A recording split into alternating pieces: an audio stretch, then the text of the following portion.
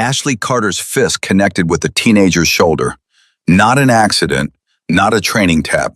A deliberate, humiliating shove that sent the kid stumbling backward into the wall. The dojo laughed. Ashley laughed loudest. Then she spotted the quiet woman in scrubs, kneeling on the floor, calmly wrapping a student's injured wrist, completely unbothered by the cruelty she had just witnessed. That stillness infuriated Ashley more than any challenge ever could. She crossed the mat in 4 long strides, stopped directly above the woman, and jabbed her finger downward like a weapon. Her voice cracked across the room like a whip. "Now your turn, bitch." Nobody in that dojo knew they were about to watch a black belt get the most important lesson of her life. Before we get into what happened next, if this is your first time here, please take a second to subscribe to our channel and hit that notification bell so you never miss a story. Drop a comment telling us what city you're watching from. I want to see just how far this story has traveled. Now let's get into part 1. The dojo smelled like rubber mats, sweat, and ambition. It was the kind of place where people came to feel powerful, where teenagers became disciplined and adults found something they had lost somewhere between mortgages and Monday mornings. The walls were lined with framed photographs of past champions, tournament ribbons in every color, and a hand-painted sign near the entrance that read, "Respect is earned on this mat." Ashley Carter had read that sign 1,000 times. She had just never believed it applied to her. She was 22 years old, 5'7", with a lean and explosive frame built by years of relentless training. She had her first black belt at 18, her second before she turned 21. She had won regional tournaments, placed at nationals twice, and had a social media following of nearly 40,000 people who came to watch her train, compete, and talk. Mostly talk.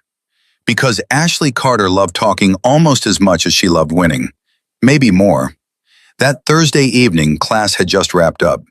The students were scattered around the edges of the mat, some stretching, some laughing, some catching their breath after a hard 2-hour session. Sensei Daniel Park had dismissed the group with his usual quiet dignity, reminding them to practice their forms over the weekend and to drink water. Daniel Park was a man who had spent 30 years in martial arts and maybe 10 words a day. He communicated mostly through his eyes and his patience, both of which were extraordinary. Ashley was in the center of the mat, which was where she always positioned herself after class. Not because she was doing anything in particular, just because the center of the mat was the place where everyone had to look at you, and Ashley Carter needed to be looked at the way most people needed oxygen. She was working through a combination, fast, beautiful, textbook, while 3 of her closest friends recorded her on their phones. She was performing more than she was practicing, which was a habit that Daniel Park had mentioned to her quietly, twice, with great care. She had smiled both times and kept doing it anyway. That was when the door opened and Emma Lawson walked in. She wasn't there for class. She had received a call from one of the junior instructors, a young man named Marcus who had her number because she had patched him up at the hospital 6 months ago after a car accident. A teenage student had sprained her wrist badly during drills, and Marcus had panicked and called the one medical professional he knew personally. Emma had just come off a 12-hour shift at the trauma center 4 blocks away. She was still in her scrubs, pale blue, with her hospital ID clipped to her pocket. She had her hair pulled back in a low knot, not out of style but out of pure function, the kind of knot you tied when you didn't have time to think about hair because someone needed you. She walked in, assessed the teenager's wrist with calm, practiced hands, and went to work. She didn't introduce herself to the room. She didn't look around. She just did what she came to do. Most people in that dojo didn't give her a second glance. Ashley gave her several. There was something about the way Emma existed in a room that bothered Ashley, though she couldn't have explained it clearly if pressed. Emma didn't perform anything. She didn't look around to see who was watching. She was simply present, completely and entirely, in whatever task was in front of her. To Ashley, who had built her entire personality around being seen, that kind of quietness read almost like a provocation. "Hey," Ashley called out from the center of the mat. Her voice carried easily. It always did. "Nurse." Emma didn't look up immediately. She was checking the teenager's range of motion, gently rotating the girl's wrist while the girl winced and tried not to cry. "Hold still," Emma said softly to the girl. "I know it hurts. You're okay." "Hey, nurse," Ashley said again, louder this time, and now the room was starting to pay attention. A few students turned. A few phones shifted. Emma looked up then, not with irritation, not with curiosity, just the same level, unhurried look she might give a monitor reading in the ICU. She looked at Ashley and waited. "You ever stepped on a mat before?" Ashley asked. She was smiling. The room was already chuckling. Emma held the look for a moment. Then she returned to the teenager's wrist. "Almost done," she told the girl quietly. "Can you make a fist for me?" Slowly. The girl tried, winced. Emma nodded, already reaching into her medical bag. Ashley's smile flickered. She was not accustomed to being ignored. Not here, not anywhere. She stepped forward closer now, and when she spoke again, her voice had dropped into something that wasn't quite friendly anymore. "I asked you a question." The room went quieter. Emma finished wrapping the teenager's wrist, pressing the tape firmly at the edges, and then she sat back and looked at Ashley with an expression that was almost gentle. "I heard you," she said simply. "I was busy." Something flashed across Ashley's face. It came and went so fast that most people in the room missed it, but Sensei Daniel Park, sitting in his chair near the back corner, saw it. He recognized it immediately because he had seen it before in students, who were talented enough to get comfortable and comfortable enough to get dangerous. It was the flash of someone who had not been spoken to plainly in a very long time. "So?" Ashley said. "You didn't answer." "A little," Emma said. She stood up, folding the extra medical tape back into her bag. "Here and there. Here and there." Ashley repeated it slowly, letting it sit in the air like something funny. The room responded with scattered laughter, a few smirks, a few phones pointing. "That's adorable." The teenager on the floor looked up at Emma with something close to apology in her eyes. Emma put a hand briefly on the girl's shoulder and squeezed once. "Keep it wrapped for 48 hours. Ice 15 minutes every 2 hours tonight. If the swelling doesn't go down by Saturday, go get an x-ray." "Okay," the girl whispered. "Good." Emma picked up her bag and straightened. She was about to leave. She was genuinely, honestly about to walk out that door and return to the hospital for her next shift. And the whole thing would have ended there, clean and quiet, the way Emma preferred everything. But Ashley moved to block the center of the mat, and she pointed at the floor in front of her, and she said it loud enough for every person in that room to hear. Every syllable sharp and deliberate, every word a performance. "Now your turn, bitch." Phones lifted like flowers turning toward light. The room filled instantly with that particular electric anticipation that humans have carried since before civilization. That crowd hunger that rises when one person challenges another, and everybody understands that something real is about to happen. Emma stopped walking. She stood still for a moment, her back to Ashley, her medical bag in her hand. The room was absolutely silent. Even the teenagers, who had been stretching in the corner, had gone still. Then Emma exhaled through her nose. Slowly. Sensei Park did not move. He watched. Emma turned around. She didn't look angry. She didn't look embarrassed. She looked, if anything, slightly tired, the way a person looks when they've been asked to do something that they don't want to do, but understand that they have to. She set her medical bag down against the wall. She reached up and tightened the knot in her hair. She walked to the edge of the mat, paused, removed her shoes, a small, automatic gesture that nobody in the room expected from someone who had been about to leave, and stepped onto the mat in her socked feet. She bowed to the center, short, clean, precise. A silence fell over the dojo that felt different from the silence before. The laughter was gone. The smirks had flattened out. Something about the way Emma had moved from the edge of the mat to the center, the economy of it, the complete absence of any wasted motion, had shifted the temperature in the room by several degrees. Ashley rolled her shoulders and grinned. She was still performing. She was always performing. Don't worry, she said, slipping into her fighting stance. I'll go easy on you. More laughter, looser now, nervous. Emma said nothing. She stood with her feet shoulder-width apart, weight evenly distributed, hands relaxed at her sides. Not in a fighting stance, not performing anything, just standing, still. Daniel Park leaned forward slightly in his chair. His eyes had gone narrow. Ashley attacked first. She led with a jab-cross combination that had won her 3 consecutive tournament matches in the past 14 months. Fast, technically perfect, the kind of combination that landed almost every time she threw it, because by the time her opponent registered the jab, the cross was already arriving. It didn't land. Not because Emma blocked it, not because she dodged it dramatically. She moved perhaps 6 inches to her left, barely a shift of her weight, and the jab passed her face so closely that Ashley's knuckles brushed air. The cross followed into the same empty space. Ashley reset. The grin was still there, but something behind it had changed. She threw a front kick. Controlled, snapping, the kind that's meant to create distance, engage reaction. Emma stepped inside it. The kick landed on her thigh with barely any force. She let it. The room murmured. Ashley feinted right, went left, threw a hook. Fast, really fast. Emma was already moving before the hook arrived.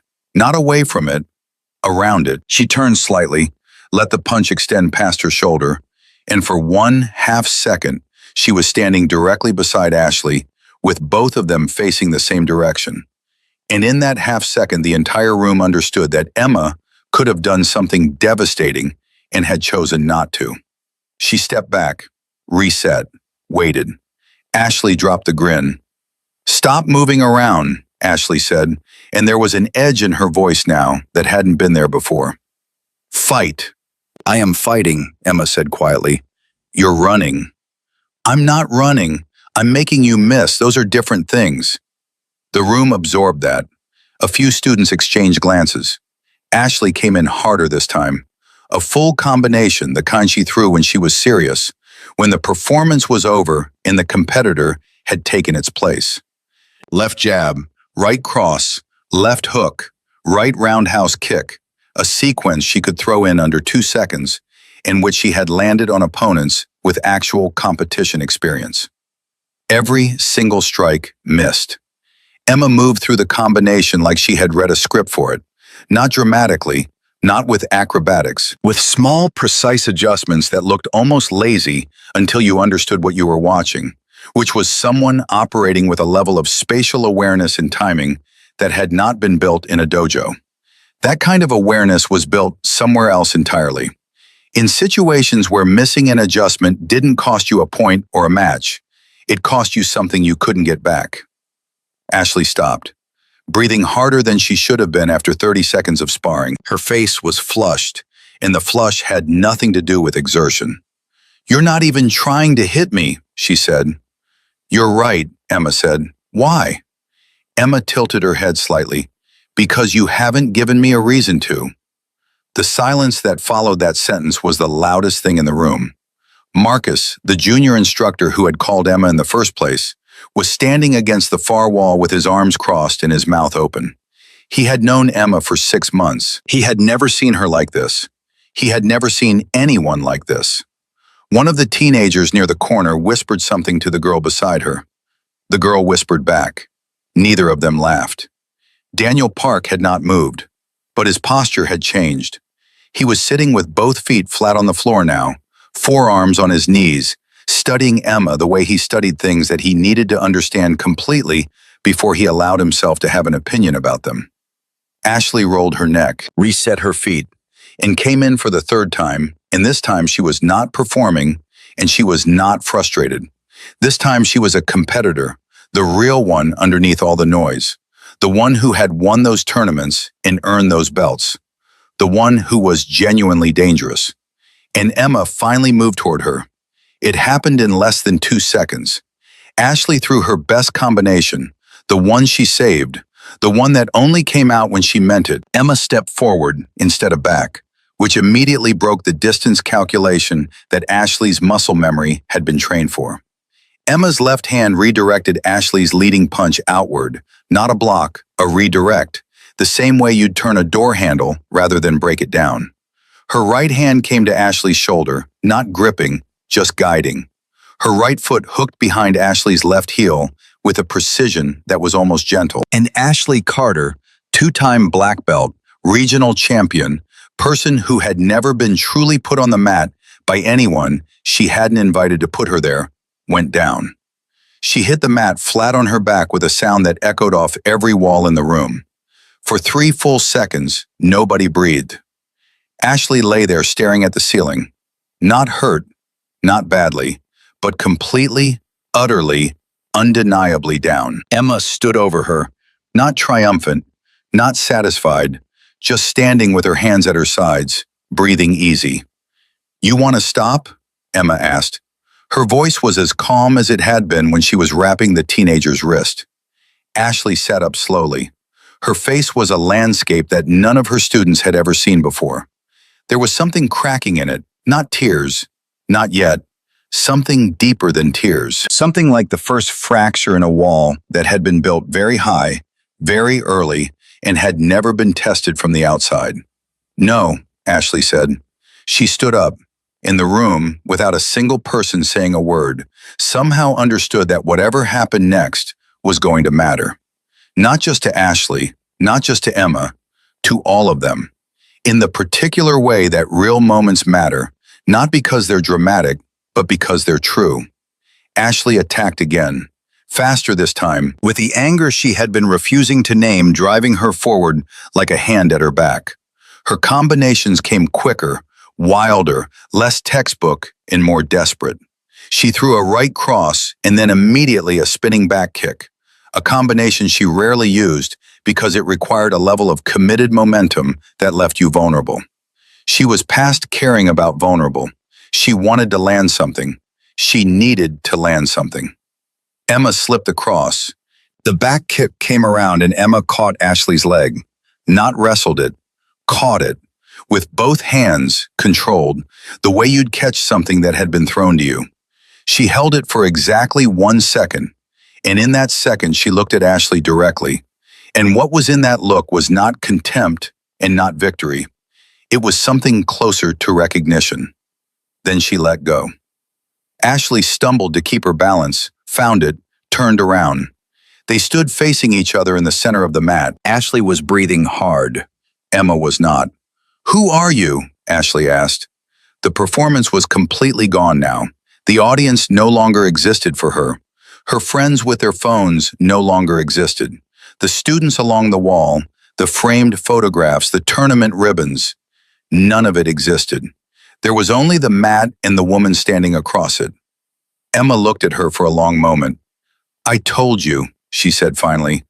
"I'm just a nurse." And something about the way she said it, simple, flat, without any performance of its own, made it simultaneously the most believable and most unbelievable thing in the room. Daniel Park exhaled quietly from his chair in the corner, and the breath contained an entire education. Marcus was gripping his own elbow hard enough to leave a mark. 3 phones in the room were still recording. They hadn't stopped once. Ashley stood in the center of her mat, in the dojo where she had always been the most dangerous person. And for the first time in her adult life, she understood that she had been wrong about something fundamental. Not just about tonight, not just about Emma, about the whole architecture of what she thought she knew. She had been walking through the world, measuring people against herself as the standard, and standing in front of her now, quiet and unhurried in borrowed socked feet, was the proof that the world was significantly larger than Ashley Carter's idea of it. "You've been holding back," Ashley said. It wasn't a question.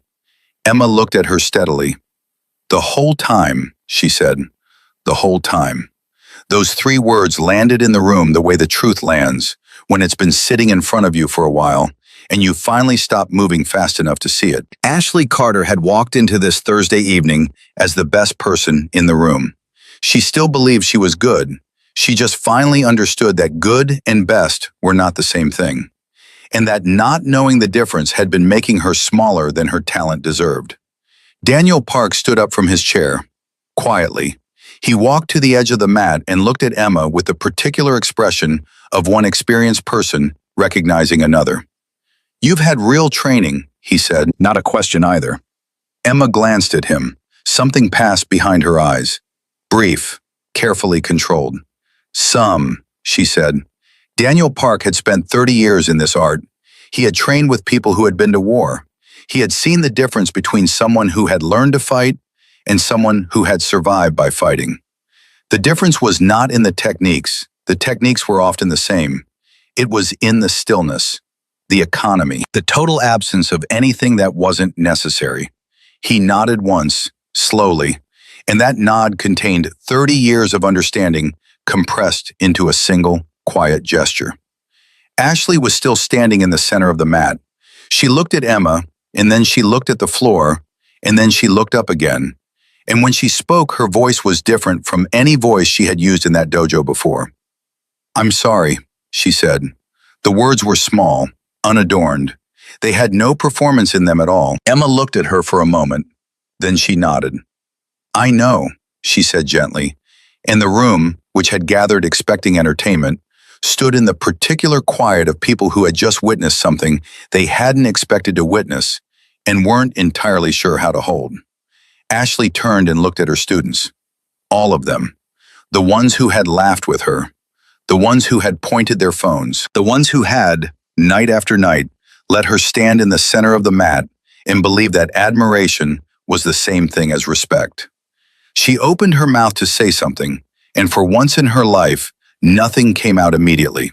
She had to wait for the words to arrive, honestly. They took a moment, but they came. Ashley opened her mouth and closed it again. She was standing in the center of her own dojo, surrounded by students who had followed her for years. And for the first time in her adult life, she was genuinely uncertain what was going to come out of her when she finally spoke. That uncertainty was new. It sat in her chest like a stone she hadn't known was there. She turned to face her students fully. Some of them were still holding their phones up. A few had lowered them. The ones who had been training with her the longest, kids who had watched her win tournaments, who had seen her tear apart opponents twice her age, those were the ones who looked the most unsettled. Because they had built something in their minds around Ashley Carter, a kind of mythology. And mythology is a fragile thing once you've seen the person inside it, standing in the center of a mat, breathing hard and looking human. "Put the phones down," Ashley said finally. Nobody moved immediately. I said, "Put them down." The phones went down. One by one, Ashley exhaled. "Every one of you recorded what just happened. That's fine. I'm not going to ask you to delete it," she paused. "But I want you to watch it again when you get home tonight. And I want you to look at me. Not at her. Look at me. Look at my face when I called her out. Look at what I thought I was doing." The room was completely still. "I was performing," Ashley said. The word came out hard, like something that cost her. "I wasn't training. I wasn't competing. I was performing for an audience. And I picked on a woman I didn't know anything about because I thought that was strength." She stopped, pressed her jaw together. "It wasn't strength. It was the opposite of strength.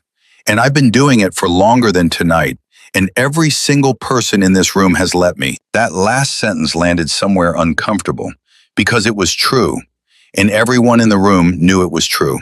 And knowing something is true and hearing someone say it out loud in front of a group of people are two entirely different experiences.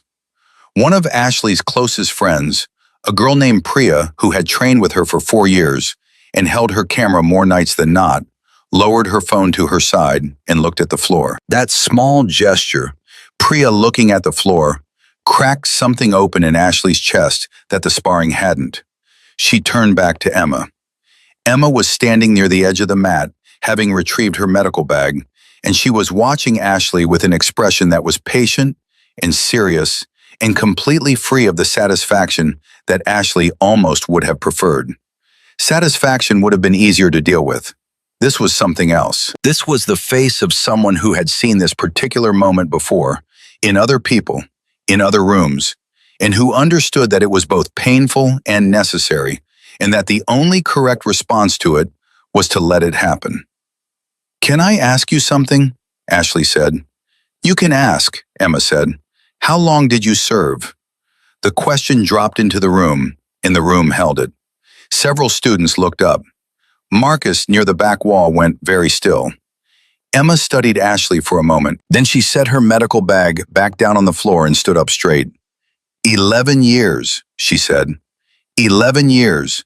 The number moved through the room like a current. "Combat?" Ashley asked. "Some." "Were you ever—" Ashley stopped, started again. "Were you ever actually in danger? Like real danger?" Emma looked at her for a long moment. Something moved behind her eyes, deep and controlled, the way things move under very still water when something large passes through. "Yes," she said simply. Ashley nodded slowly. She was putting something together inside herself, assembling pieces she had never thought to look for before tonight, and the process was visible on her face in a way that it would never have been an hour ago. "And you came here tonight," Ashley said, "after a 12-hour shift, to wrap a kid's wrist." "Marcus called," Emma said. "I was close." "You didn't have to." "No," Emma agreed. "I didn't." Ashley stood with that for a moment, let it settle completely. "And then She stopped again, shook her head once, slowly. "I'm sorry doesn't cover it."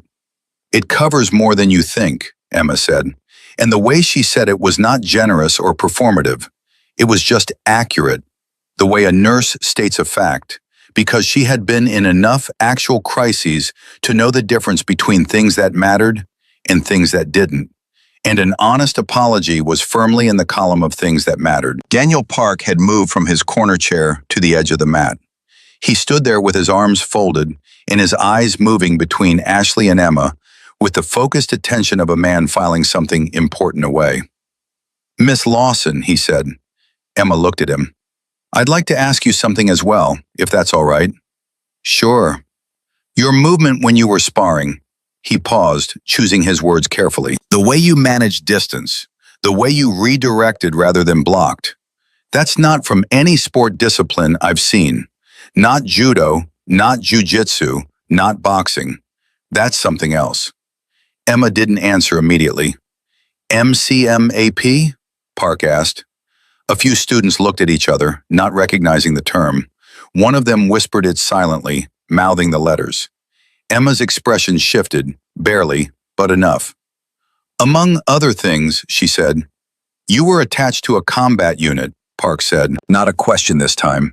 Emma looked at him steadily. "I can't talk in detail about operational assignments." "I understand," Park nodded. "I'm not asking for operational details.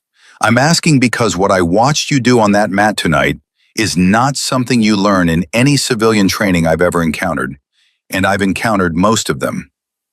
Emma was quiet for a moment. Then she said, "I was a combat medic. I was attached to units that operated in environments where being able to defend yourself wasn't optional. You don't get a timeout in those situations. You don't get to reset and try again." She paused. "So you learn differently." The room absorbed that in complete silence. Ashley was looking at Emma like someone who had just understood the actual size of the ocean for the first time, having previously only seen photographs. "You were in the field," Ashley said quietly. "As a medic." "Yes, carrying people out. Sometimes carrying them, sometimes treating them where they fell." Emma's voice stayed flat and even, the flatness of someone describing difficult things accurately rather than dramatically. Because drama was what you used when you wanted to impress people, and Emma Lawson had not come here tonight to impress anyone. Sometimes it worked, sometimes it didn't. The silence that followed that sentence was the heaviest one of the evening. One of the teenage students in the corner, a boy of maybe 15 named Jalen, who had been training for 2 years and who worshipped Ashley in the uncomplicated way teenagers worship people who seem completely certain about themselves, let out a long, slow breath. He hadn't realized he'd been holding it. Marcus finally pushed off from the wall and walked toward the mat. He stopped at the edge, looked at Emma, and said something he had been trying not to say for the past 20 minutes. Emma, why didn't you just leave when she... He gestured vaguely toward the center of the mat. When she called you out like that, you could have just walked out. Emma looked at him. A small, dry thing crossed her face. Not quite a smile. I almost did. So why didn't you? Emma glanced briefly at the teenager whose wrist she had wrapped. The girl was still sitting against the wall, wrist elevated, watching the whole exchange with wide eyes. Emma looked back at Marcus. Because she shoved that kid into the wall and laughed. She said it simply, without emphasis. And the kid was scared to say anything because of what Ashley would do.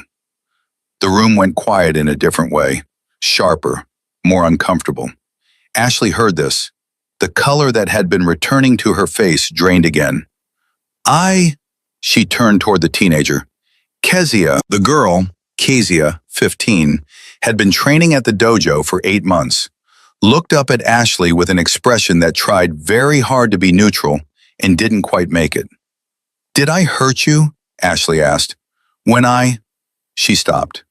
Earlier, before class ended, did I actually hurt you? Kezia hesitated for a long time, long enough to be its own answer. A little, Kezia said finally. My shoulder. It's okay. It's not okay, Ashley said. Her voice was quiet, but the words were firm. That's not training. That's not competition. That's just... She stopped, put her hand over her mouth briefly, then lowered it. That was wrong. I need you to know that. Kezia nodded slowly. Something in the girl's posture shifted, barely perceptible, but present. And Emma, watching from the edge of the mat, felt something that had been braced in her own chest release slightly. Because this was the part that mattered. Not the sparring, not the demonstration of capability. This, a person looking directly at what they'd actually done and refusing to look away from it. That was the hard thing. That was always the hard thing.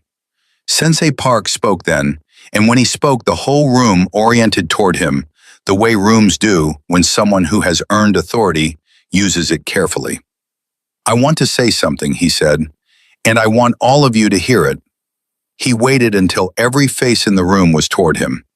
Talent is not character, he said. I have seen talented people destroy their own potential. I have seen people with average ability become extraordinary because they were willing to be honest about what they didn't know. He looked at Ashley directly. What happened on this mat tonight was not a loss, it was a correction. And a correction only becomes a loss if you refuse to learn from it. Ashley held his gaze. She nodded. I also want to say, Park continued, and now he looked at Emma, that what this woman showed tonight was not just physical skill. It was restraint. She had every opportunity to make this significantly worse, and she didn't take a single one of them. That is a harder thing to develop than any technique, much harder. Emma looked slightly uncomfortable receiving this, the way people do when they've been accustomed to operating without recognition, and suddenly someone is pointing a light at them. She glanced down briefly, looked up. I just didn't want anyone to get hurt, she said. And no one did, Park said. That was a choice. The room sat with that. Then Priya, Ashley's friend, the one who had been behind the camera more nights than anyone could count, the one who had looked at the floor, raised her hand like she was in school. The gesture was so unexpected that several people almost laughed, but didn't, because the mood was wrong for laughing, and also because the look on Priya's face was absolutely serious. Can I say something? Priya asked. Go ahead, Ashley said. Priya lowered her hand, looked at Ashley. I've filmed you for 2 years. Every training session, every tournament, every time you called someone out on social media. She paused. I never said anything, and I should have, because some of it... She stopped, looked at the ceiling briefly. Some of it wasn't okay, Ash. I just didn't say it because it was easier not to. Ashley looked at her best friend with an expression that moved through several different things in rapid succession. Surprise, recognition, something that looked like it might break into grief at any second. Why are you saying it now? Ashley asked. Because she did. Priya said, gesturing toward Emma. A stranger who just came to wrap a kid's wrist. She said it when none of us who actually know you did. And that's... Priya stopped again. I don't know. I think that's embarrassing. For us, for me especially. The room was absolutely still. Ashley looked at Priya for a long time. Then she said, I'm going to need you to keep saying stuff like that, even when I don't want to hear it. I know, Priya said. I will. It was not a dramatic exchange. It was two people who had been friends for years, negotiating a different kind of honesty, and the small, unglamorous courage that required was somehow more moving than anything that had happened on the mat. Emma was checking her watch. She had another shift starting in 40 minutes, and she had already pulled her medical bag back onto her shoulder twice and set it down again. She was not trying to exit awkwardly. She had just never been comfortable in the center of things, and tonight had deposited her there without her permission, and she was ready to return to the work she had actually come here to do. She started to move toward the door for the third time that evening. Wait, Ashley's voice stopped her. Emma turned. Ashley crossed the mat toward her. She stopped within arm's reach and looked at Emma with a directness that was new, unperformed, stripped of everything she'd used for years to fill the space between herself and other people.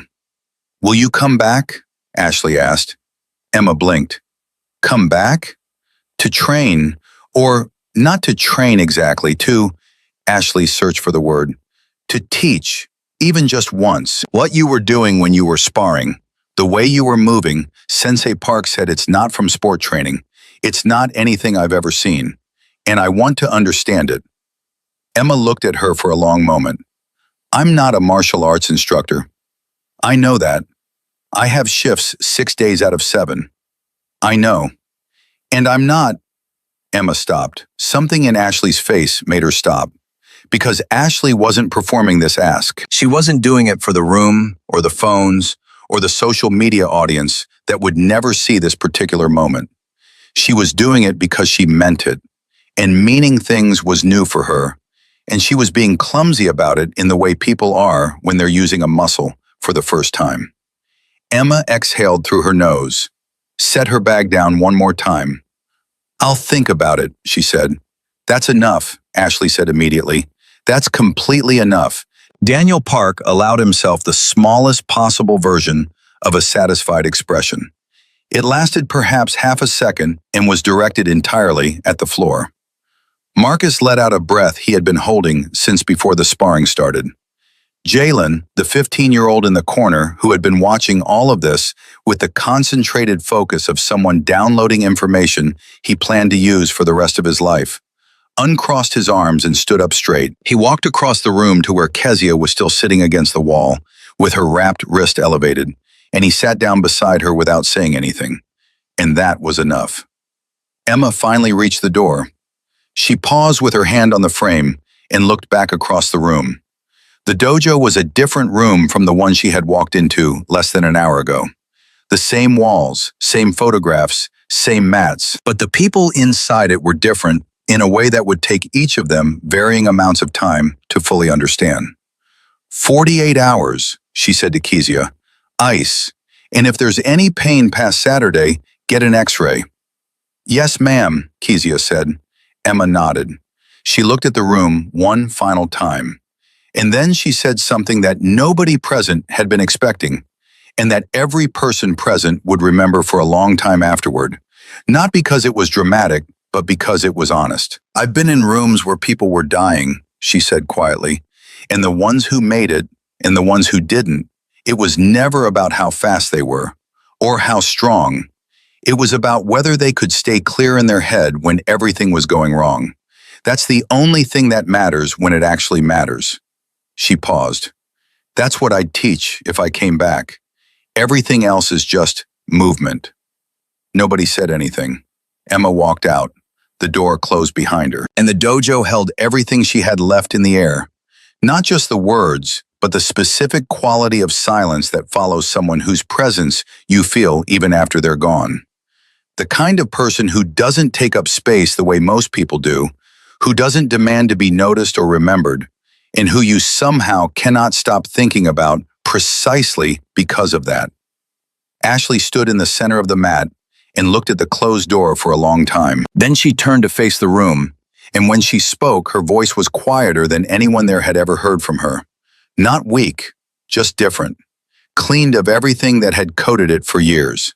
Same time Saturday, she said. We go back to fundamentals, all of us. She looked at each of her students in turn, including me, especially me. Priya nodded. Jalen nodded. Even the students who had come in tonight expecting to watch Ashley Carter be brilliant and untouchable nodded, because something had shifted in the room's gravity, and it was pulling them towards something truer than what had been here before. Sensei Park walked to the center of the mat and stood beside Ashley. He looked out at the students, and then he said, very quietly, "Close with a bow." The room bowed. And outside the dojo, 4 blocks away, Emma Lawson was walking fast in the direction of the hospital, her medical bag over one shoulder, her mind already shifting back to the work that was waiting for her. She didn't think about what she had left behind in that room. She rarely thought about the impression she made on people. It wasn't indifference. It was just that she had learned, over 11 years of service and thousands of hours in trauma bays, that the most important thing was always what came next. And what came next was always someone who needed her to be completely present and completely clear. She had been in rooms where people were dying. She knew how to walk away from the ones where people were learning to live. The video went up at 11:47 that night. Nobody had planned it.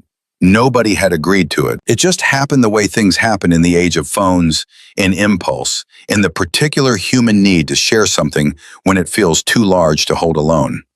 One of the students, not Priya, not any of Ashley's inner circle, but a 16-year-old named Derek, who had been training at the dojo for 5 months and had spent the entire evening pressed against the back wall with his phone at his side and his mouth open, posted a 40-second clip to his account before he had even made it home. The clip showed Emma moving through Ashley's combination. It showed Ashley missing. It showed the redirect, the hook, the fall. And then it showed Emma stepping back and saying, quiet and level. I told you, you didn't want this. By midnight, the clip had 4,000 views. By 2 in the morning, it had 60,000. By the time Ashley woke up on Friday at 6:15 and reached for her phone the way people do before they're fully conscious, before the day has had a chance to attach itself to them, the clip had been shared across 7 different platforms, had been reposted by 3 separate martial arts accounts with a combined following of over 2 million people, and had accumulated 1,400 comments, the vast majority of which were some variation of the same sentiment. Who is she? Ashley lay in bed and scrolled through the comments for 4 minutes without moving. Her face went through a progression of expressions that nobody was awake to witness. Then she put the phone face down on the mattress and stared at the ceiling and stayed there for a long time. She had always wanted to go viral. She had engineered content specifically for that purpose for 3 years. She had studied the algorithm, optimized her thumbnails, posted at the right times, tagged the right accounts, and none of it had gotten her to 60,000 views in 2 hours. One honest moment she hadn't engineered had done it in a single night. She wasn't sure if that was funny or devastating. She decided it was probably both. At 7:30, she got up, made coffee, and called Priya. Priya answered on the second ring. I know, she said before Ashley could say anything. I've been watching it since 1. Derek posted it. I know. I already talked to him. He said he's sorry, but also he doesn't think he did anything wrong. And honestly, Ashley, I don't think he did either. Ashley was quiet for a moment. Neither do I, she said. Priya was quiet on her end. That was unexpected enough that she needed a second to process it. Okay, she said carefully. The comments are asking who she is, Ashley said. Nobody knows her name. Are you going to tell them? No, Ashley said immediately. That's not my information to give. She didn't ask to be filmed. She didn't ask for any of this. She paused. But I need to find her. I need to call her. Or, she stopped. Does Marcus have her number? Probably. I need to talk to her before this gets bigger. Because it's going to get bigger. She was right. By 9 that morning, the clip had crossed 200,000 views. By noon, it was at 800,000. The comment sections had evolved from curiosity to speculation. People were analyzing Emma's movement frame by frame, comparing it to military combatives footage, debating whether she was special forces or some kind of undercover instructor, or, in the more creative corners of the internet, whether the whole thing had been staged. It had not been staged. The people who believed it had been staged had never seen an unstaged moment and therefore couldn't recognize one. Marcus texted Ashley at 10:30 with Emma's number in a message that said simply, "She already knows. Hospital staff showed her this morning. She's not happy about it." Ashley stared at that text for a full minute. Then she called the number. It rang 4 times. 5. 6. Lawson. The voice was flat and immediate. The voice of someone who answers the phone at work the same way regardless of who's calling. "Emma, it's Ashley Carter." A pause, short but present. "I know who it is," Emma said. "Marcus gave me your number. I'm sorry if that was—" "It's fine," Ashley exhaled. "Have you seen the—" "Yes. I'm sorry. I didn't post it.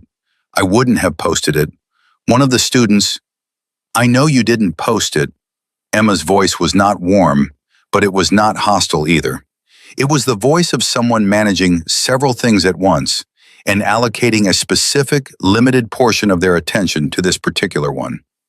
"Ashley, what do you need?" The directness of that question cut right through everything Ashley had prepared to say. She had scripted this conversation in her head during the drive to get coffee, and then again while sitting at her kitchen table, and the script was now completely useless. "I need to know if you're okay," Ashley said. "With all of it. With the video being out there. With people asking who you are."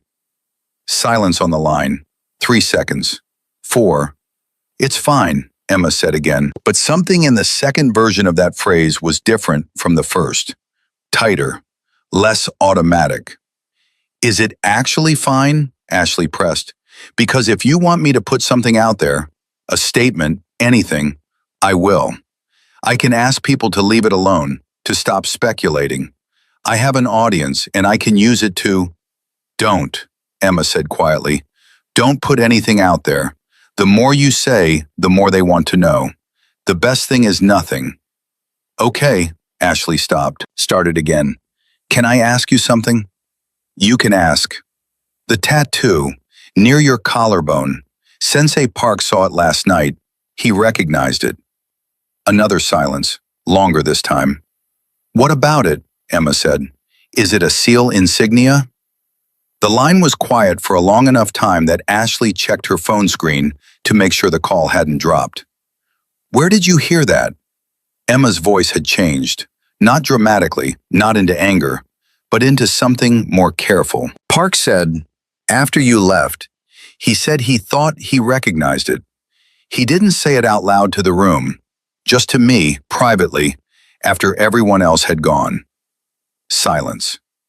"Emma," Ashley said, "I'm not trying to expose you. I promise.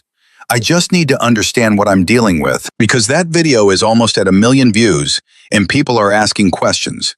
And if the answer to those questions is something that matters to you, to your privacy, to your safety, then I want to know so I can help protect it." Another long pause. Then Emma said, very quietly, "I wasn't a SEAL." "Okay." "SEALs are combat operators. I was medical. Combat medic attached to SEAL units for 11 years. I went where they went. I trained how they trained, because in the field, there is no difference between the person with the gun and the person with the medical kit. Everyone is a target. Everyone has to be able to function." Ashley sat very still in her kitchen. "So you were with them," she said. "In the field, in actual—" "Yes," Emma said simply. "How many deployments?" "A beat. More than I count anymore." The line was quiet. Outside Ashley's window, the normal sounds of a Friday morning continued without any awareness that they were happening alongside a conversation that was reshaping something fundamental in the person who was having it. Why did you leave? Ashley asked. The silence this time was the longest one yet, and when Emma spoke again, the precision and control in her voice had shifted almost imperceptibly, the way ice shifts on a lake in early spring, still solid on the surface, but with something moving underneath. I didn't leave voluntarily, Emma said. I was medically separated. Ashley waited. IED, Emma said. The word came out clean and factual, and utterly without self-pity. 2019, outside Kunduz. I was treating a casualty when the second device went off. I was close enough to lose most of the hearing in my left ear and to spend 6 weeks in a hospital bed. She paused, which is its own kind of education, being on that side of it. Ashley's hand tightened around her phone. You were the patient, Ashley said. For 6 weeks, yes. And then I went back. Desk assignment first, then limited duty. But they eventually told me I couldn't return to field operations. Hearing loss, some other things. Another pause. So I went back to school. Nursing was the obvious direction. I already knew the medicine. For the first time in the conversation, something almost dry entered her voice. I just had to learn the paperwork. Ashley let out a breath that had been sitting in her lungs for too long. And you ended up 4 blocks from the dojo, Ashley said. Texas was where I landed, Emma said simply. The hospital needed trauma nurses. I needed work. It fit. Ashley stood up from her kitchen table and walked to the window. She stood there looking out at the ordinary street. A dog was being walked. A car backed slowly out of a driveway. The whole unaware world continuing in its unaware way. Emma, she said, the people in those comment sections, the ones asking who you are, they're calling you a ghost. They're calling you a legend. They've already made you into something. I know, Emma said. That's why I said don't add to it. But you are something, Ashley said. And I don't mean that in the way they mean it. I mean, she stopped, tried again. Last night when you said you've been in rooms where people were dying, you said that out loud in a room full of kids, and it landed differently than anything I've ever said in that room. In 3 years, and I say things in that room for a living. Emma was quiet. Why did you say it? Ashley asked. You were on your way out. You'd already made your point. You didn't have to say anything else. The pause was shorter this time. Because it was true, Emma said. And sometimes true things need to be said in rooms where people are getting comfortable with their own ideas of what matters. Ashley absorbed that, let it settle completely. Then she said, will you still come back? To the dojo? What you said last night, that you'd think about it. I said I'd think about it, Emma said carefully. Have you thought about it? A short silence. Some. And I'm in the middle of a shift, Emma said. I have to go. The call ended. Ashley stood at the window for another 3 minutes before she moved. Then she put her phone in her pocket and went to find her car keys. Because there was something she needed to do, and she needed to do it in person. And doing things in person was something she had gotten very good at avoiding by doing them on camera instead. She drove to the dojo. It was 10:45 on a Friday morning, and the dojo wasn't officially open. But Sensei Park was always there early. He unlocked the place at 7 regardless of the day, because he had been doing it for 22 years, and the habit was so deep it had become structural, part of the architecture of who he was. He was in the back office when Ashley knocked on the glass door, and he looked up and saw her, and came to let her in without any visible surprise, because Daniel Park had been expecting this visit since approximately 8:30 that morning. She sat across from him at his desk. The office was small and worn, and covered in a specific kind of organized clutter that spoke of someone who knew exactly where everything was and had long ago stopped worrying about what anyone else thought of the system. You saw the video, Ashley said. I saw the video, Park confirmed, and the comments. Some. People are making her into something she didn't ask to be. Park nodded slowly. That's what happens when someone does something real in a world that's become very accustomed to performance. Ashley looked at him. Did you know? When she was sparring, did you know right away what she was? Park considered this. I knew she wasn't from sport training. I knew her responses were calibrated in a way that only comes from real stakes experience. He paused. I didn't know the specifics until you told me this morning, but the movement told me most of it. She was attached to SEAL units for 11 years, Ashley said. She was in the field. She was injured in 2019, an IED. Park was quiet for a moment. His face did something very controlled. She told you that. Just now, on the phone. Park sat back in his chair. He looked at the ceiling briefly. When he looked back at Ashley, his expression had settled into something grave and considered. Then she trusted you with something significant, he said. That's not nothing. I know. Ashley looked at her hands. She said she'd think about coming back. She will, Park said. Ashley looked up. You sound certain. I am, he said simply. She came here last night to wrap a sprained wrist. She stayed because something in the room needed to be corrected. She spoke at the end because the students needed to hear it. He paused. That's not the behavior of someone who walks away from things that need doing. Ashley sat with that. Then she said, I need to ask you something. And I need you to answer me honestly, the way you haven't been for the last year. Park raised his eyebrows slightly, said nothing, waiting. Have I been getting worse? Ashley asked. As a person, in this dojo, the way I've been treating people, have you seen it getting worse? The silence stretched out. Park did not rush to fill it, which was its own answer. Yes, he said, I have. Ashley's jaw tightened. Why didn't you say something? I said something twice, Park said quietly. You smiled both times. Ashley closed her eyes briefly. Open them. I remember, she said. I thought you were being overly cautious. I thought you didn't understand how the modern training culture works. I thought... She stopped, shook her head. I was wrong.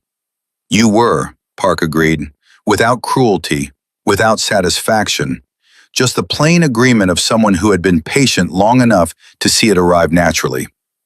I want to change the way the dojo runs, Ashley said. Not the training methods, not the curriculum, the culture, the way the senior students talk to the junior ones, the way I talk to everyone. She looked directly at him. I want your help. I want you to stop being careful with me.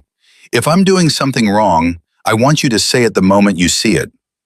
Park studied her face for a long moment. What he was looking for, and what he found, was the thing that made the difference between a person who says they want to be corrected and a person who actually means it. It was a subtle distinction, but it was not an invisible one. Not to someone who had spent 30 years watching people's relationship with their own ego. He found what he was looking for. All right, he said. Starting now, Ashley said. Starting now, he agreed. She left the dojo 40 minutes later. She sat in her car in the parking lot and looked at her phone. The clip was over 1 million views. The comments had organized themselves into factions. The people who believed it was staged, the people who were certain Emma was special forces, the people who were identifying the tattoo, the people who were debating the technique, and a smaller, quieter group of commenters who were saying things like, I don't care who she is, the way she walked away from all of it without looking back. That's the part that got me. Ashley read that last category of comments for a long time. Then she did something that surprised even herself. She opened her account, went to her most recent video, a tournament highlight reel she had posted 3 days ago, all speed and flash and performance, and she deleted it. Just took it down, without posting anything in its place, without explaining, without a statement, without content, just gone. Then she put her phone in her bag and drove home. She didn't check her phone again for the rest of the afternoon. That was, if anyone had been measuring such things, the longest she had gone without checking her phone in approximately 4 years. 2 miles away, in the trauma center, Emma Lawson was 3 hours into a shift that would run 12 more. She had not checked any social media since the morning. She had not told any of her colleagues about the video, though two of them had found it themselves and come to ask her about it, both times catching her in a corridor, both times receiving a look that communicated very efficiently that this was not a conversation she was available to have. She had, however, thought about what Ashley had asked her, about coming back to the dojo, about teaching. She thought about it between patients. She thought about it during the 20 minutes she sat in the break room with a coffee that she never finished. She thought about it during the quiet parts of the shift, the stretches between emergencies when the work was routine enough to leave the front of her mind available for other things. She thought about what she would say if she went back, what she would actually teach beyond the movement. She thought about what Park had said, that she had chosen restraint on that mat. That restraint was a harder development than technique. She thought about whether she agreed, and she decided she did. And she thought about why, and tracing that thread backward took her somewhere she rarely went voluntarily. She thought about the first time she had understood what restraint actually meant, and that memory was not from a dojo. It was from a small room in a forward operating base in Helmand Province in 2014, and it involved a decision she had made under significant pressure. And the outcome of that decision, and what she had learned from it, that no classroom had ever taught her, and no instructor had ever explained. She had never told anyone about that night, not in detail, not the real version. She sat in the break room with her unfinished coffee, and she thought about Ashley Carter asking her to come back. Ashley Carter, who had been a bully on a mat and had chosen, when given the opportunity, to be something else instead, who had looked directly at the worst version of herself and refused to look away from it. Emma had seen that kind of courage before, not often, but she recognized it. She looked at the clock on the break room wall. 12 more hours in this shift. Saturday off, Sunday, a half shift starting at noon. She picked up her phone and sent a text to a number she had looked up that morning, found through Marcus, because she had thought about it before Ashley had even called. The text said, "Saturday morning, 9 o'clock. I'll be there for 2 hours." She put the phone down and went back to work. 3 miles away, in a dojo that was closed for the afternoon, but whose owner sat alone on the mat in the quiet, Sensei Daniel Park felt his phone vibrate in his pocket. He read the message. Read it again. He sat on the mat for another moment in the particular silence of someone who has been right about something important and is allowing himself one private second to acknowledge it before moving on to the next thing that needed doing. Then he stood up, walked to his office, and began rearranging the Saturday morning schedule. Saturday arrived the way important days sometimes do, quietly, without announcement, without any external sign that what was about to happen would matter beyond the walls where it occurred. The sky over Austin was overcast, the air carrying the particular thickness that precedes rain without committing to it, and the dojo parking lot was fuller than it had any right to be at 8:50 in the morning. Park had rearranged the schedule. He had sent a message to the regular Saturday morning group, 12 students, mixed levels, the usual weekend crowd, telling them simply that the session would be different and to arrive by 9. He had not elaborated. He had not explained. That was the thing about Daniel Park. He communicated the minimum necessary and trusted people to show up anyway. Because in 30 years, he had learned that the people who needed reasons not to show up were going to find them regardless. And the people who were serious didn't need reasons beyond being told that something worth attending was happening.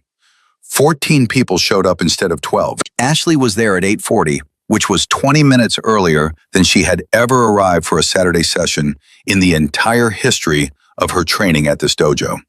She was on the mat doing something nobody had seen from her in a very long time. She was going through basics, fundamental stances, weight distribution, movement patterns so elementary that most black belts in her position considered them beneath their regular practice. She was doing them slowly, with the specific attention of someone who has recently been forced to understand that the foundation of a building matters more than the height of it.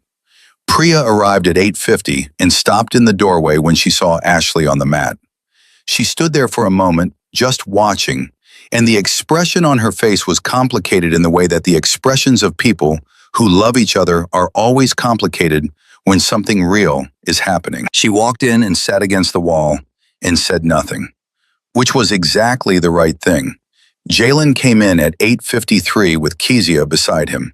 Kezia's wrist still wrapped, her arm held slightly careful at her side. She had listened to Emma's instructions. The swelling had gone down. She was not going to need an x-ray. She was going to be fine, physically, though the bruise on her shoulder from Ashley's shove 3 days ago had deepened to a dark purple that she had covered with a long-sleeve shirt and told her mother was from sparring practice, which was technically true in the broadest sense. At 8:58, Marcus came through the door and held it open. Emma walked in behind him. She was not in scrubs today. She had on dark training pants and a plain gray long-sleeve shirt, the kind with no logo and no statement, the kind that functional people wear because it does the job without demanding attention. Her hair was back in the same low knot. She had a small bag over one shoulder. She looked like someone who had come to do work, which was exactly what she was. The room oriented toward her immediately. Not dramatically, nobody rushed or crowded, but every person in that space became aware of her arrival within seconds, the way you become aware of a change in air pressure before you can name what it is. Ashley stopped her movement in the center of the mat. She turned. She met Emma's eyes and held them, and something passed between them that was not yet friendship, but was more than the previous night's raw honesty had been. It was the beginning of something that would need time and didn't know it yet. "Thank you for coming," Ashley said. "I said 2 hours," Emma replied. "So let's not use the first 10 minutes on gratitude." A few students exchanged glances. A couple of them almost smiled, not because it was funny exactly, but because the directness of it was so clean and so immediate that it hit the room like a window being opened. Park stood to one side, arms folded, expression neutral. He had relinquished the floor with the particular grace of a person who understands that leadership sometimes means getting out of the way. Emma set her bag down and looked at the group. She took her time, not performing the look, actually using it, cataloging, assessing with eyes that had been trained in environments where reading a room quickly was not a professional skill, but a survival one. "How many of you have been training here for more than a year?" she asked. 8 hands went up. "How many of you have been in a situation outside this dojo where you actually needed what you've learned here?" The hands went down. 2 came back up, hesitantly. A teenage boy named Cody, who had once talked down a fight in a school hallway by simply standing in a way that communicated clearly that he knew what he was doing. And Marcus, who had used his training twice in parking lots, and once, much more seriously, during an incident 3 years ago that he didn't talk about in detail. Emma looked at those 2 hands, nodded. "Good," she said. "You 2 are going to help me today." Then she looked at the rest of the room. Everyone else.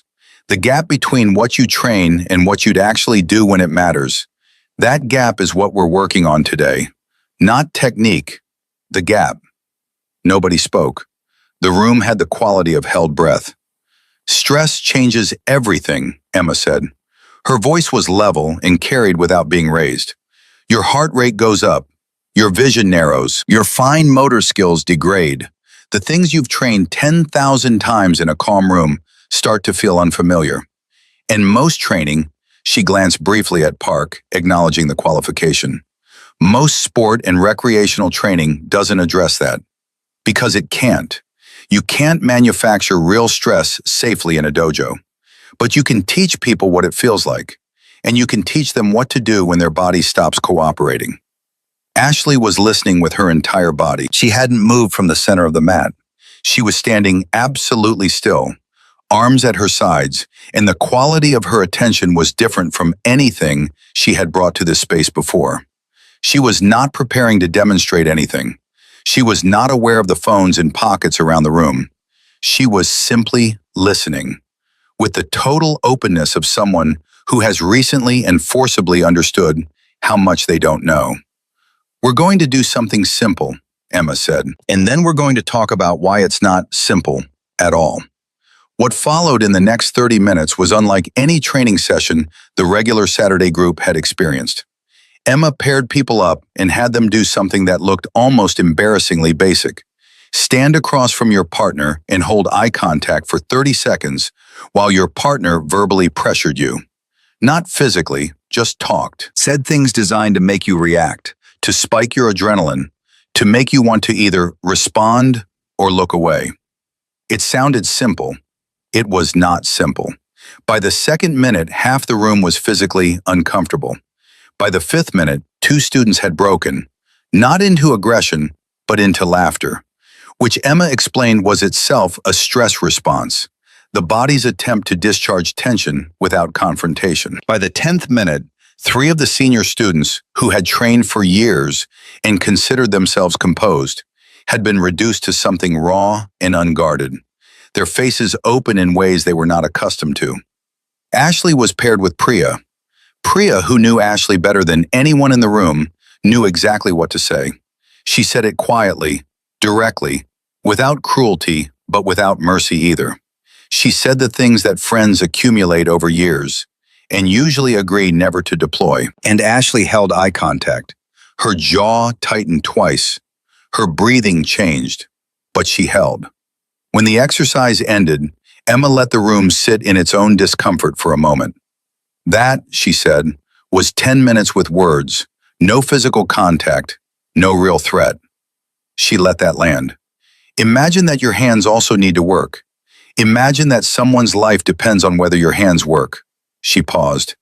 That's what stress does. It takes what you know and it puts it behind glass that you have to break through every single time. The training is how thick you've made that glass. But you have to know the glass is there. Cody, the teenage boy who had broken up the school hallway fight, raised his hand. How do you make it thinner? Emma looked at him. You don't, she said. You get better at breaking through it. Every time you do it in a controlled environment, the first hit it takes in a real one costs you less. She paused. But it never goes away. I've been doing this for 15 years. The glass is still there. I've just broken through it enough times that it takes me less than a second. Even now, Cody pressed. Even now, Emma said. Last Thursday, when I stepped on this mat, my heart rate went up. Not dramatically, but it went up. The room absorbed this invisible surprise. Several students looked at each other. Ashley turned her head to look at Emma. You didn't look like your heart rate went up, she said. That's the other thing you learn, Emma said. Keeping the outside calm when the inside isn't. She paused. That's actually more important than anything I did on this mat Thursday night. All the technique in the world means nothing if your face is telling your opponent that you're scared. But you weren't scared of me, Ashley said. There was no ego in the way she said it, just clarification. No, Emma agreed. Not of you specifically, but the situation had variables I didn't control. Rooms full of people, unknown reactions, the potential for things to escalate in directions I hadn't chosen. She met Ashley's eyes directly. I choose my battles very carefully. That's also something you learn. Ashley nodded slowly. You chose not to walk away. I chose to make sure that girl, Emma glanced at Kezia, didn't leave that room thinking that what happened to her was normal. Kezia had gone very still against the wall.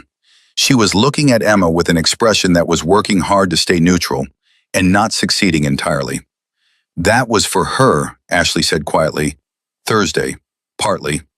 Mostly, Emma said, and that one word, that single, honest correction, landed in the room with a weight that a longer sentence couldn't have managed.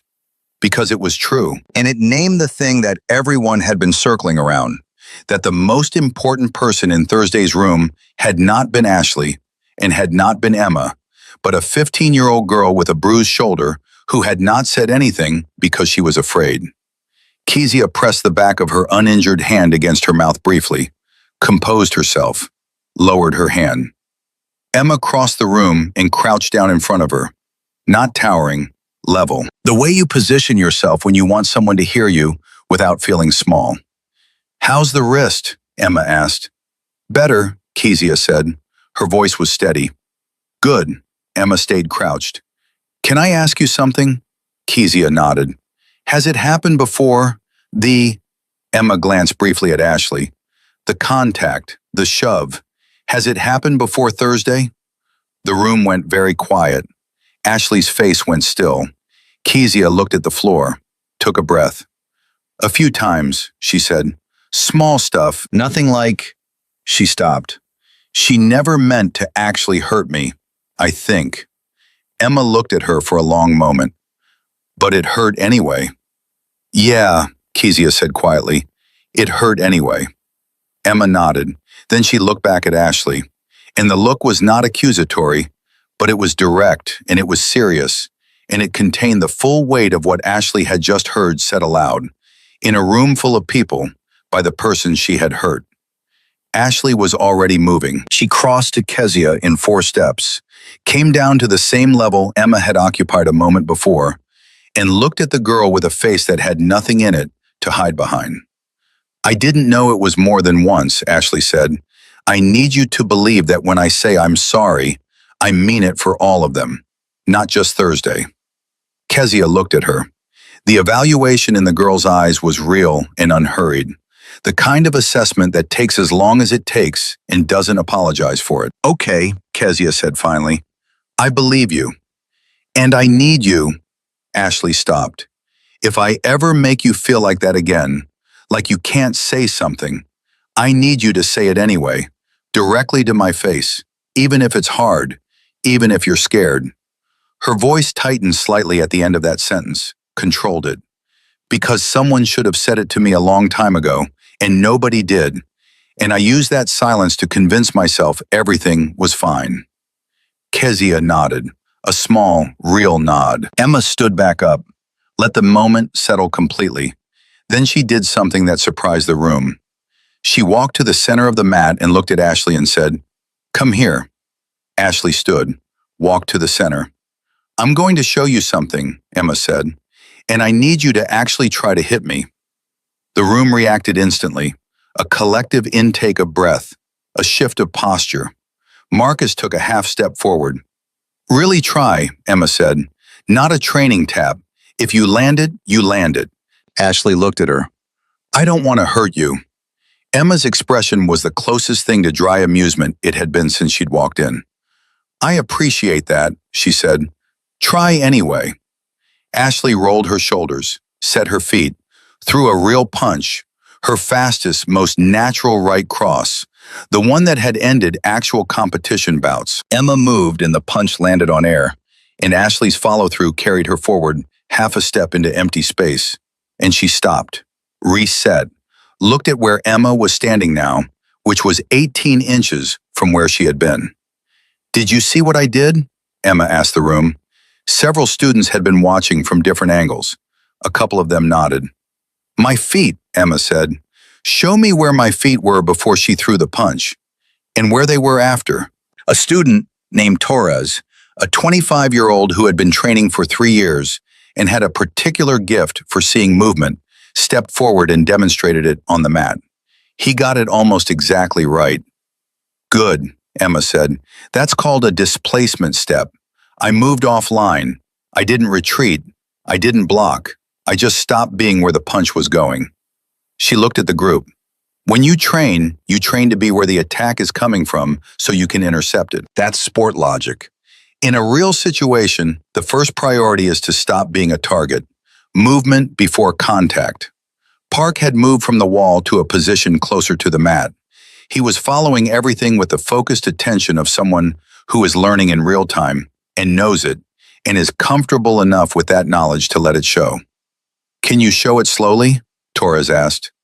Emma showed it slowly, then at half speed, then at 3/4 speed, then full speed again, this time with Ashley moving deliberately, and the demonstration was so clean and so immediate that several students actually applauded before they realized they were doing it, and then stopped, slightly embarrassed. Emma didn't acknowledge the applause. She just moved on.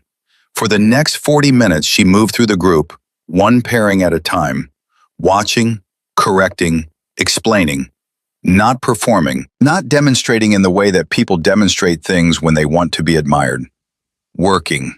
The specific, unglamorous, essential work of someone who has been doing the job long enough to know that the results matter and the style does not. She corrected Marcus on something he had been doing wrong for years. He knew it was wrong the moment she named it. He couldn't have explained how he knew. He just felt the correction land in the exact place that the error had been sitting without him being able to locate it. She showed Jalen a grip adjustment that changed the efficiency of a technique he had been practicing for 18 months. The adjustment was millimeters. The difference was immediate and significant. She sat with Kezia separately in the corner, not on the mat, and talked to her for 8 minutes about something that nobody else in the room could hear. Kezia listened, nodded several times. At the end, she said something back, and Emma tilted her head slightly and responded. When Kezia rejoined the group, she sat differently. Her posture had changed in a specific way that was difficult to describe, but immediately visible to anyone paying close enough attention. At 10:45, Emma looked at the time and said, "Last thing." The room gathered. "I want to talk about something that's harder than any of this," she said. "Harder than technique, harder than stress training, harder than everything I've shown you this morning." She looked at the group. "Let the pause do its work." Walking away, she said, "Knowing when the thing you're capable of doing is not the thing you should do. Knowing when the restraint is harder than the action and choosing it anyway." She paused. Every person in this room is developing capability. Capability without judgment is just danger with training. Ashley was watching Emma's face. She was thinking about Thursday, about the moment when she had realized, standing on the mat, that Emma had been holding back, that the capability had been there the entire time, and Emma had chosen, deliberately and precisely, not to use it. "How do you decide?" Ashley asked. "In a real situation, when things are moving fast, how do you decide what to use and what not to use?" Emma looked at her for a moment, then she said, "You decide before. That's the only time you can." She paused. "In the moment, your body is going to do what your training has made automatic. So the question is, what are you automating? And what are the values you're building the automation on top of?" She looked around the group. "If you're training to win, you'll do what wins. If you're training to protect, you'll do what protects. The outcome of the moment depends on what you decided in the thousands of moments before it." The room held that. Then Park spoke from his position near the wall, his voice quiet and carrying in the particular way that voices carry in a room that is completely silent. "And if you've been training the wrong thing?" He was looking at Ashley when he said it, not cruelly, just directly. Ashley looked back at him. "Then you start over," she said, "from the beginning." Park nodded once. Emma looked at the clock. She was over her 2 hours by 15 minutes. She reached for her bag. "Same time next Saturday?" Marcus asked. The question came out before he clearly intended it to, because the wanting of it was louder than the hesitation. Emma stopped, looked at him, looked at the group, looked at Ashley. Ashley said nothing. She understood, instinctively, that this particular ask needed to come from the room and not from her, that she had already been given more than she had earned, and that the next thing needed to be offered freely rather than requested. Emma was quiet for a long moment, long enough that 2 students shifted their weight, long enough that Priya clasped her hands together in front of her and then consciously unclenched them. "I have a Sunday shift next week," Emma said finally. "Saturday's open." The exhale that moved through the room was collective and involuntary, and the most honest sound the dojo had produced in years. "But," Emma said, and the room held again, "if I come back, I need something from this group, not from Ashley, from every single person here." "Anything," Cody said immediately, then looked slightly surprised at himself for the speed of it. Emma looked at him. The dry, almost amusement crossed her face again, briefly. "When you see something in this room that isn't right, not technique, I mean behavior, you say it, out loud, in the moment. You don't wait. You don't decide it's not your place." She paused. "It's always your place. Every person in a room is responsible for what that room allows." She looked at Kezia specifically for just a moment, then back to the group. "That's the deal." The room was very still. Then, one by one, they nodded. Some said yes out loud. Some just held her gaze. But every person in the room made some form of commitment, and the commitments were real because the morning had been real. And real mornings have a way of producing real agreements. Emma picked up her bag, walked toward the door. She paused at the threshold, her back to the room, and for a moment she just stood there. Then she turned her head, not fully around, just enough. "Thursday night," she said. "When I walked in, the girl with the sprained wrist was on the floor, and nobody was sitting with her. 8 senior students in the room. Nobody had sat down next to her." She let that sit. Then she left.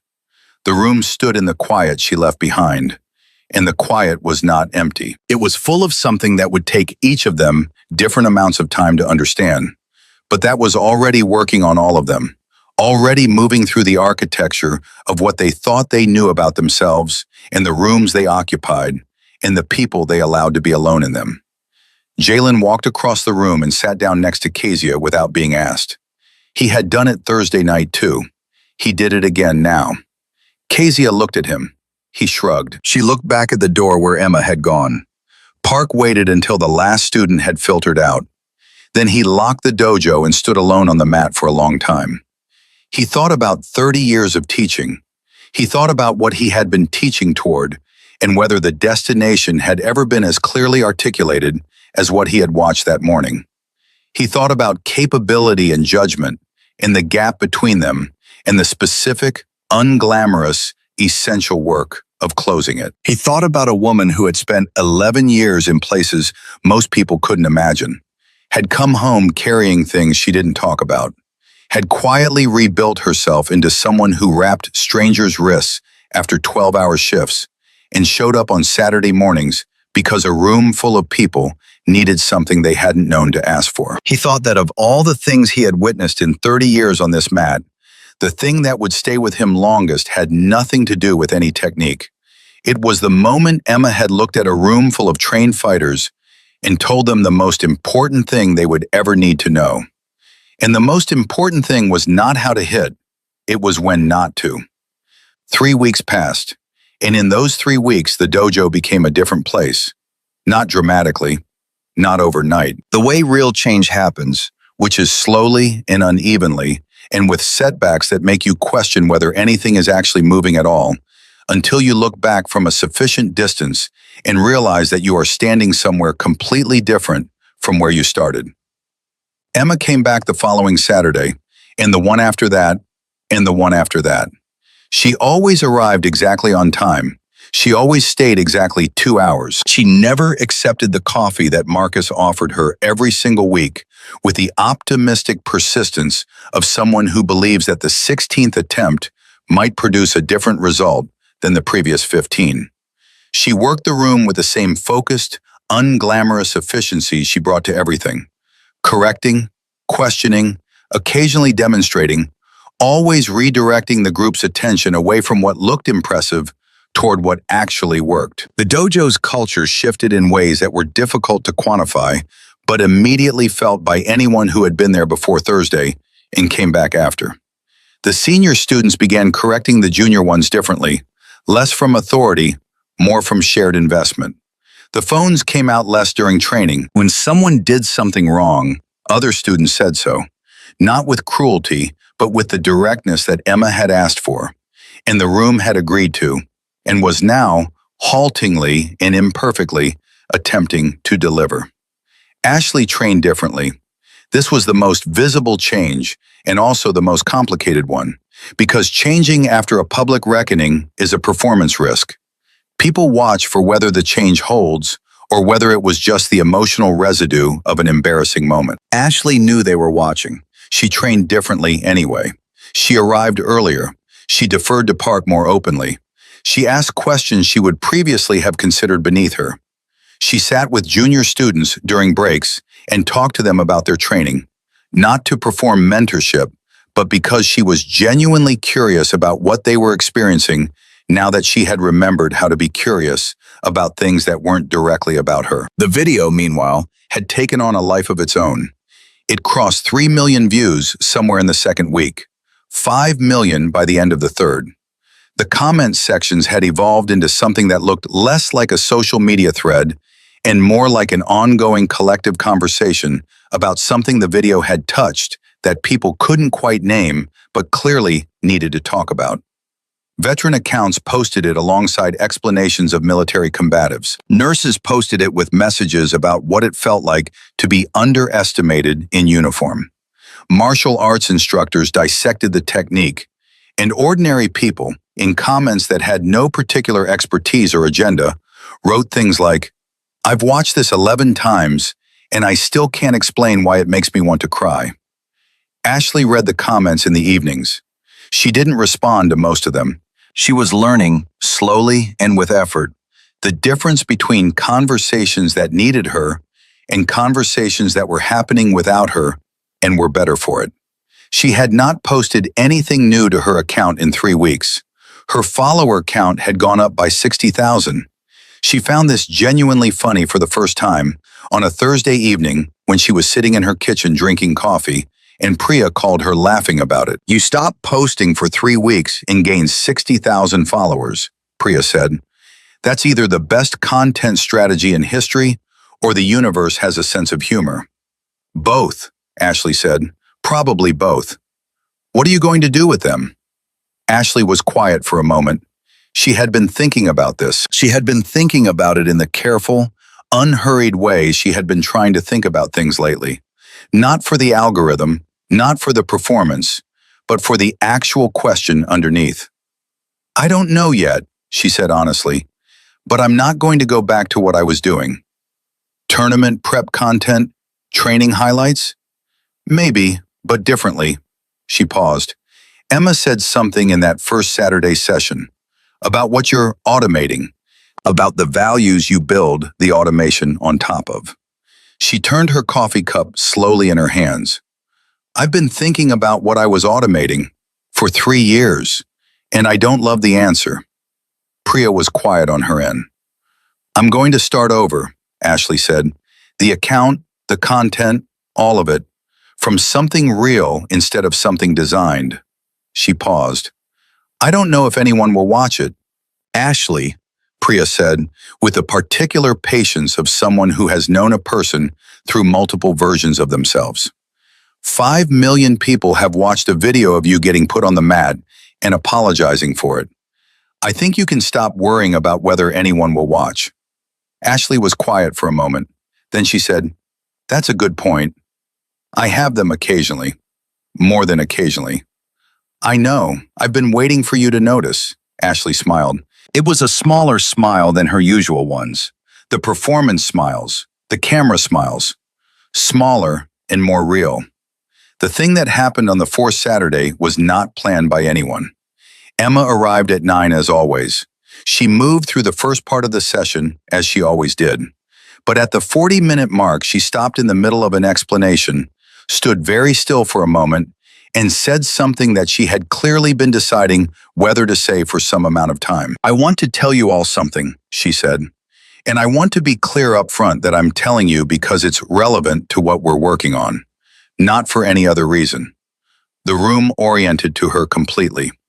Emma stood in the center of the mat with her hands at her sides and her weight evenly distributed, and she looked at the group with the same calm, level expression she brought to everything, and she said, "In 2019, I was the casualty.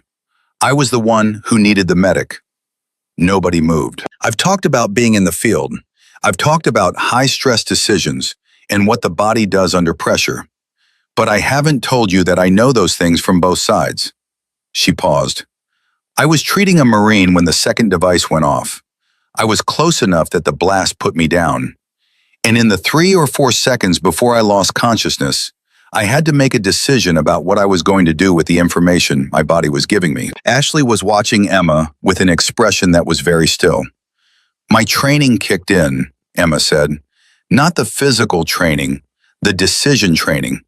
I had been taught and had practiced in exercises, in lower-stakes situations, how to triage my own condition, to move through the panic to the information, to ask, what do I know?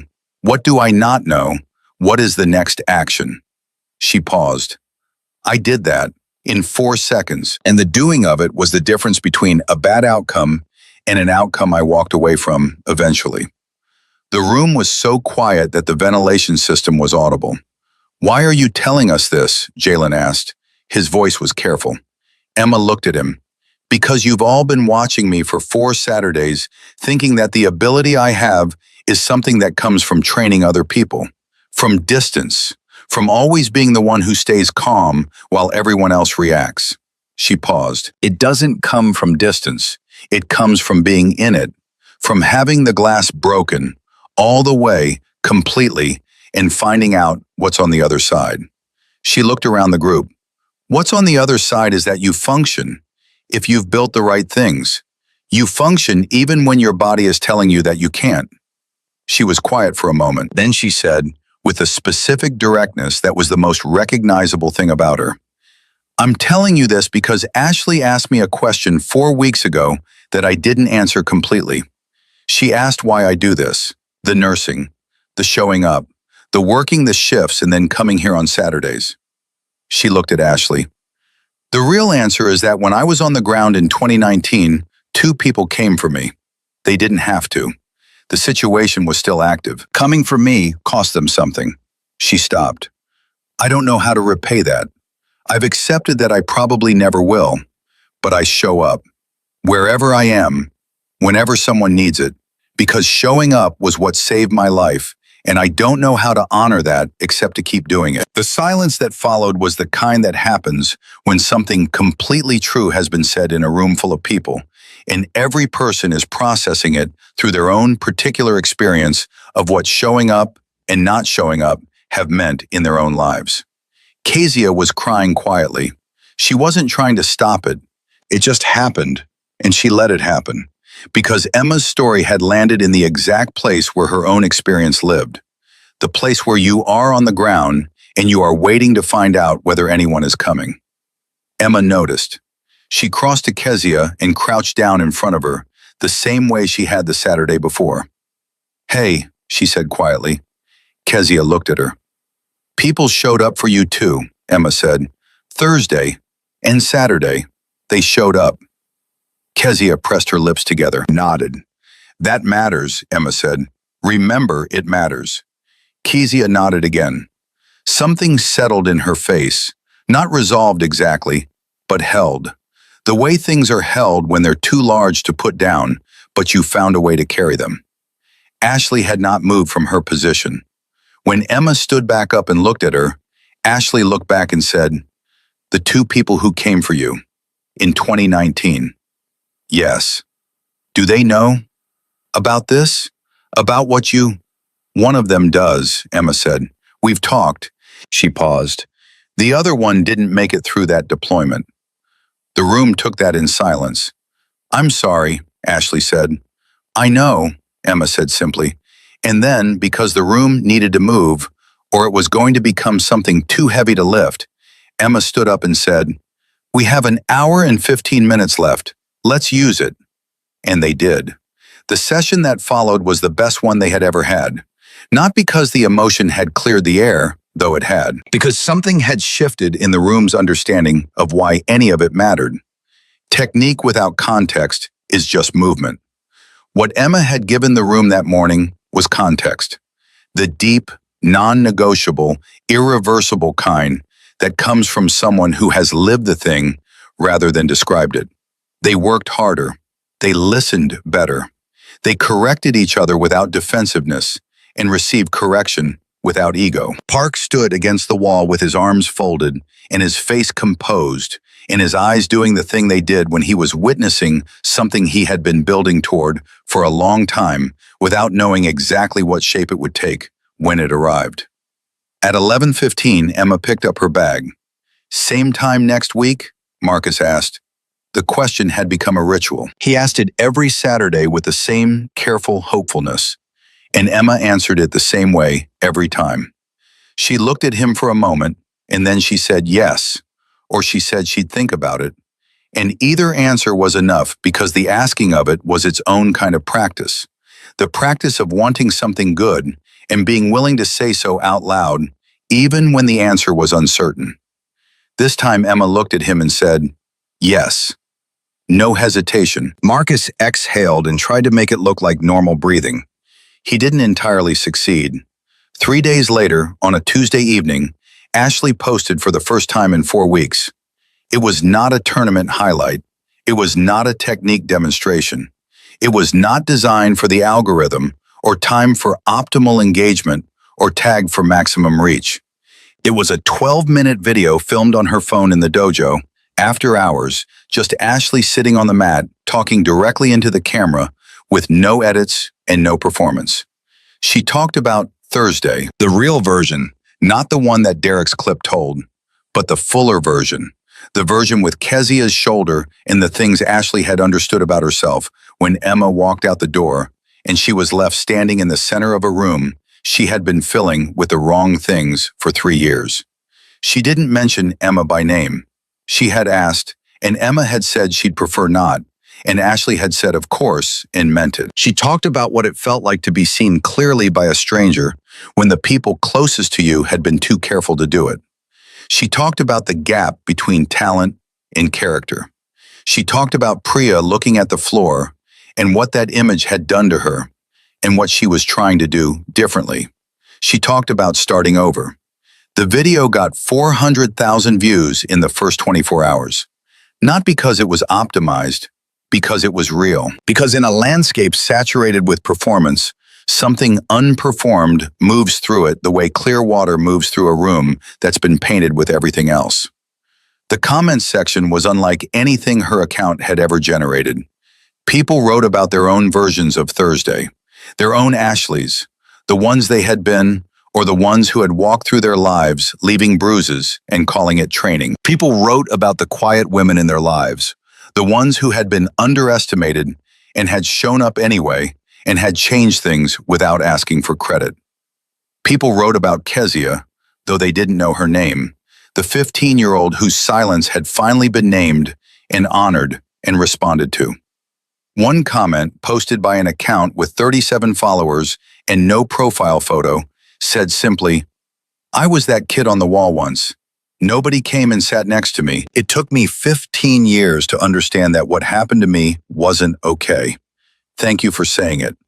Ashley read that comment at midnight, sitting on the floor of her kitchen with her back against the cabinet and her knees pulled up and her phone in her lap. She read it 3 times. Then she put the phone down and sat in the quiet of her apartment for a long time. She thought about what Emma had said, about showing up, about how the only way you honor the people who showed up for you is to keep doing it wherever you are, whenever someone needs it. She thought about the gap between what she had been building and what she wanted to build instead. She thought about the difference between a room that made people feel powerful and a room that made people feel safe, and whether those two things could coexist, and whether she was the right person to try to make them coexist. And she decided that whether or not she was the right person, she was the person who was here, and here was where the work was. She picked up her phone and texted Priya, "Are you awake?"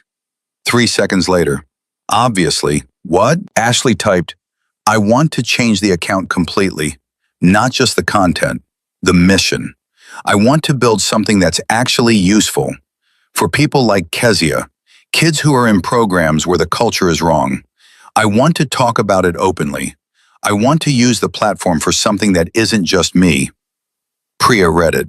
The 3 dots appeared and disappeared twice. Then, "I've been waiting for you to say something like this for 2 years. Ashley stared at that sentence for a moment. Then she typed, "Why didn't you say it first?" And Priya's response came back immediately. "Because it had to come from you. The real version only works if it comes from you." Ashley sat with that for a long time. Then she typed, "Help me build it." And Priya typed back, "Already started." The following Saturday, Emma arrived at 9 and found something she hadn't expected. The dojo was arranged differently. The mats had been shifted. The chairs were set in a circle rather than along the walls. And sitting in that circle, in addition to the regular Saturday group, were 4 people Emma didn't recognize. 2 teenage girls, a woman in her 40s with a quiet, watchful face, and a man who moved with the particular economy of someone who had done serious physical training for a long time and had learned, at some point, to make it invisible. Emma stopped in the doorway. Ashley stepped forward. "I should have asked you first," she said immediately. "If you want them to leave, say the word." Emma looked at the four unfamiliar faces. The two girls were nervous. The woman in her 40s was not nervous. The man was watching Emma with an expression that was assessing, but not hostile. "Who are they?" Emma asked. "The girls are from a dojo across town. They called me after the video. They've been in a program where the senior students—" Ashley stopped. "It's a version of what was happening here. They reached out and I didn't know what to do except bring them here." She paused. "The woman is their mother. She came with them." Emma looked at the mother. The mother looked back at her. The look contained everything two people can communicate without words when both of them have spent significant time being responsible for the safety of people who couldn't fully protect themselves. "And the man?" Emma asked. Ashley hesitated. "He's a vet. Army. He's been having a hard time, and Marcus knows him from the VA and thought—" She stopped again. "I should have asked. I know. Say the word." Emma was quiet for a long moment. She looked at the circle of chairs. She looked at the two nervous teenage girls. She looked at the man who had trained hard for a long time and had learned to make it invisible, which meant he had learned that making it visible had cost him something. And she knew from experience what that lesson usually came from. She set her bag down. "Move the chairs back," she said. "We work on the mat." The exhale that Ashley let out was not quiet. Emma glanced at her with a dry, almost amusement. "Next time, ask first," she said. "Next time I will," Ashley said, and meant it. The session that followed was the longest Emma had stayed in the dojo, 2 hours and 40 minutes. She worked with the two girls separately at first, then integrated them with the regular group. She spoke with the veteran for 15 minutes in the corner, while the rest of the group worked. And whatever she said to him, and whatever he said back, was not audible to anyone else in the room. But when he returned to the mat, his posture had changed in a way that was subtle and significant, and that Park noted from across the room without commenting on. At the end of the session, when the group was dispersing and bags were being gathered and water bottles capped, one of the teenage girls, small, maybe 14, with braids and a careful watchfulness in her eyes, walked up to Emma and stood in front of her and said, "Are you going to be here next week?" Emma looked at her. "Why?" The girl held her gaze with a steadiness that was impressive in someone her age. "Because I want to learn what you showed us today, the displacement step. And the other thing, the breathing thing." She paused. "I want to not be afraid anymore." Emma studied her face. The girl looked back without flinching. "What's your name?" Emma asked. "Destiny," the girl said. Emma nodded slowly. "Destiny," she said.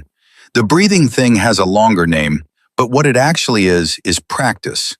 You do it until your body knows it without you having to tell it. That takes time." She paused. "But yes, I'll be here next week." Destiny nodded once, firm, satisfied. She walked back to her mother with the specific quality of movement that belongs to someone who has just received something they needed and are carrying it carefully so they don't drop it on the way home. Emma picked up her bag.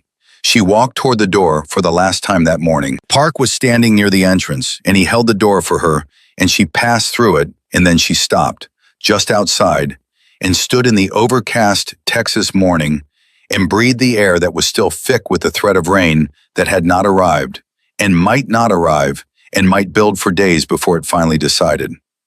Park came to stand beside her, not close, just near enough for the conversation that needed to happen. "You know what you're building," he said. It was not a question. Emma looked at the parking lot, at Marcus helping Destiny's mother load the car, at Jalen and Kezia standing beside Ashley's car talking, Kezia gesturing with her unwrapped wrist, healed now, completely, the 48 hours long past, and Ashley listening with the focused, genuine attention that had been replacing the performance, slowly and imperfectly, and for real. "I'm not building anything," Emma said. I'm showing up. Park looked at her for a moment. Then he said, "That's what building looks like when it's done right." Emma was quiet. She adjusted the bag on her shoulder. She looked at the sky. She thought about a small room in a forward operating base in Helmand Province in 2014, and the decision she had made, and the two men who had come across an active situation to pull her off the ground in 2019, and the 6 weeks in a hospital bed, and the desk assignments, and the limited duty, and the eventual, honest conversation with herself about what came next. She thought about the nights she had spent in the trauma center, carrying the weight of what she'd brought home from the field, and the mornings she had gotten up and gone back anyway, because that was the only relationship with Forward that she knew how to maintain. She thought about a 22-year-old with a black belt and a crowd and a finger pointed at a woman kneeling on a floor, and the 4 seconds she had stood with her back to that room, deciding whether to keep walking. She was glad she had turned around, not because of what happened on the mat, because of Kezia, sitting against the wall with a bruised shoulder, watching to see if anyone was going to do something. Because of Destiny, 14 years old and afraid and naming the fear out loud to a stranger and asking for help anyway. Because of the veteran in the corner whose posture had shifted. Because of Ashley standing beside her car genuinely listening to a teenager. Because of all the rooms where things needed to be different, and the only thing required to start the difference was one person walking in and staying. Emma Lawson had been in rooms where people were dying. She had learned everything that mattered in those rooms. And what she had learned was this: the most important thing you can do in any room, in any situation, under any amount of pressure, is stay clear, stay present, and do the next necessary thing. The next necessary thing was almost always simpler than people expected, and it almost always required more courage than they'd planned for. She had enough courage.